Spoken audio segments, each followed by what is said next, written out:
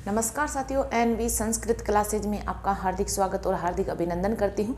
तो आज हम बात करेंगे आपके जो रीट लेवल 2 में 27 फरवरी को फर्स्ट शिफ्ट में जो पेपर हुआ था उसके आंसर के, है ना।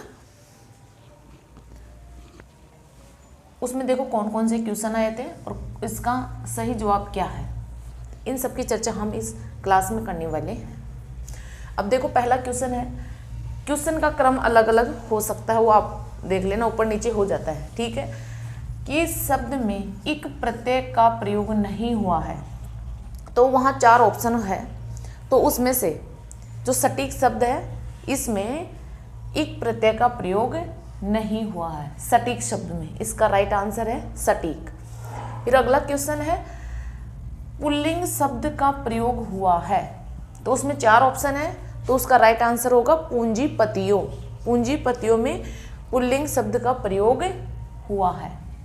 फिर अगला क्वेश्चन है, पर्याप्त में कौन सा उपसर्ग है, तो इसका राइट आंसर है परि, क्योंकि जो 22 उपसर्ग होते हैं उसमें परि एक उपसर्ग है ना। तो परा और परिय ये भी ऑप्शन में थे, लेकिन परा और परिय कोई उपसर्ग नहीं होता है। फिर है, मुक्ति को प्राप्त करने को कहा जाता है, यानी जो मुक्ति प्राप्त करने वाला व्यक्ति होता है उसको क्या कहते हैं, तो उसको कहते हैं मुमुक्षु। क्या कहते हैं? मुमुक्षु। तो इसका राइट आंसर होगा मुमुक्षु। सोगरा क्या है? जो गाँव के बच्चे हैं वो तो अच्छे से जानते हैं, जो बड़े बुजुर्ग लोग हैं वो बाजरे की रोटी को सोगरा बोलते हैं। क्या बोलते हैं? सोगरा। तो सोगरा है बाजरे की रोटी, इसका राइट आंसर है बाजरे की रोटी।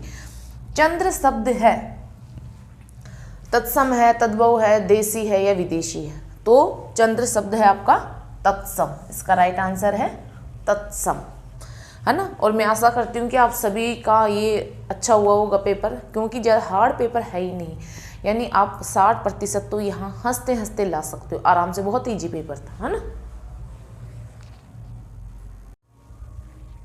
अगला क्वेश्चन है, फल फूलों में समास है, तो हम बोलते हैं कि फल और फूल, फल और फूल, तो ये हमें अपने आप ऑटोमेटिकली पता चल रहा है कि फल और फूल।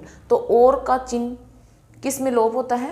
द्वंद्व समास में, तो इसका राइट आंसर है द्वंद्व। वन के पर्यायवाची है विपिन, कानन, कांतार, ये तीनों सही है। जिस ऑप्शन में ये है ये तीनों राइट है। फिर है, एक प्रधान उपवाक्य व 2 आश्रित उपवाक्य हो तो उसे कहते हैं, जिस वाक्य में एक प्रधान उपवाक्य हो और 2 आश्रित उपवाक्य हो तो उसको मिश्र वाक्य कहते हैं, तो इसका राइट आंसर होगा मिश्र वाक्य। फिर अगला क्वेश्चन है, परीक्षाओं का वर्गीकरण है, परीक्षाओं का वर्गीकरण है, तो इसमें प्रश्नों का प्रकार और परीक्षा का स्वरूप ये दोनों सही है। परीक्षा, प्रश्नों का प्रकार और परीक्षा का स्वरूप ये दोनों सही है। फिर अगला क्वेश्चन है, हाथ कंगन को आरसी क्या का अर्थ है, इसका अर्थ होता है, ये मुहावरा है, तो प्रत्यक्ष को प्रमाण की आवश्यकता नहीं। क्या है? प्रत्यक्ष को प्रमाण की आवश्यकता नहीं। मैं आपको बहुत समझा के चिल्ला के यही बताई थी कि मुहावरे आपको डेली पढ़ने हैं। मुहावरे, लोकोक्तियाँ, एक शब्द के लिए जो एकार्थी शब्द समूह होते हैं वो, विलोम शब्द, ये पर्यायवाची शब्द, ये ऐसे शब्द हैं जिनको आपको डेली पढ़ना चाहिए। जो आपको बिल्कुल समझ में आते हैं, अच्छे से आते हैं, उनको छोड़ दो, और जो थोड़े हार्ड लगते हैं वहाँ पे गोला लगा लिया करो। फिर second round, third round, fourth round अगर मारो तो फिर आप गोले वाले ही पढ़ो, तो वो जल्दी याद हो जाते हैं। फिर अगला क्वेश्चन है, यह भूमि सस्य श्यामल्य है, तो इसका राइट आंसर है सर्वनाम, सार्वनामिक विशेषण, ये इसका राइट आंसर होगा।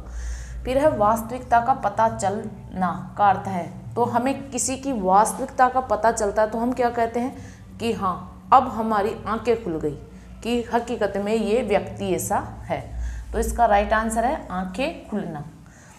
फिर अगला क्वेश्चन है, इंद्रियों के आधार पर भेद है, तो इंद्रियों के आधार पर 3 भेद होते हैं, श्रव्य, दृश्य और श्रव्य दृश्य। कितने भेद होते हैं? 3, तो इसका राइट आंसर है 3। फिर अगला क्वेश्चन है, व्याकरण शिक्षण विधियों में किस शिक्षण विधियों का प्रयोग होता है, तो इसमें आगमन और निगमन दोनों का होता है। जिन बच्चों ने संस्कृत की मेरी जो शिक्षण वीडियो की क्लास देखी थी, उनका तो ये क्वेश्चन 100% सही गया है। मैं उनको बोली थी कि हिंदी में संस्कृत में सेम सी चलती है ना। तो यही चीज़ हिंदी में है और यही चीज़ आपके संस्कृत में है। तो इसका राइट आंसर आएगा आगमन और निगमन, दोनों सही है। फिर अगला क्वेश्चन है, प्रमाण शब्द का अर्थ होता है प्रमाण। अपन जैसे देसी बोलचाल की भाषा में भी बोलते हैं कि तेरे पास क्या प्रमाण है मेरा, यानी मेरे को सही या गलत सिद्ध करने का क्या प्रमाण है ना, यानी क्या सबूत है तेरे पास, है ना। तो प्रमाण का अर्थ होता है प्रमाण का सबूत। इसका राइट आंसर है सबूत।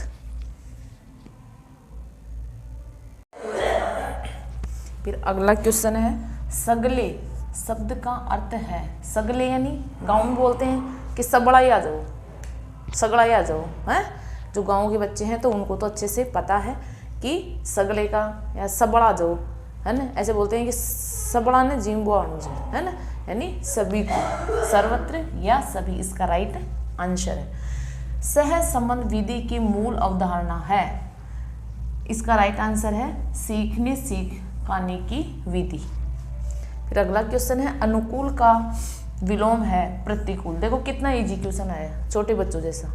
कृपा शब्द में है संज्ञा है, सर्वनाम है, विशेषण है, तो इसमें संज्ञा होगा राइट आंसर। बच्चे की शुद्ध उच्चारण व वर्तनी को सिखाने पर बल देना चाहिए कि 6 से 9 वर्ष तक का, अगर 6 से 9 वर्ष के बीच का बच्चा है तो उसको शुद्ध उच्चारण और वर्तनी पर बल देना चाहिए। फिर अगला क्वेश्चन है, भारतीय मनीषी जंगल में रहते हैं फिर भी ये लोग समाज के बारे में जानकारी रहते हैं, तो इसका राइट आंसर है इसमें समुच्चयवाचक आएगा। क्या आएगा? समुच्चयवाचक।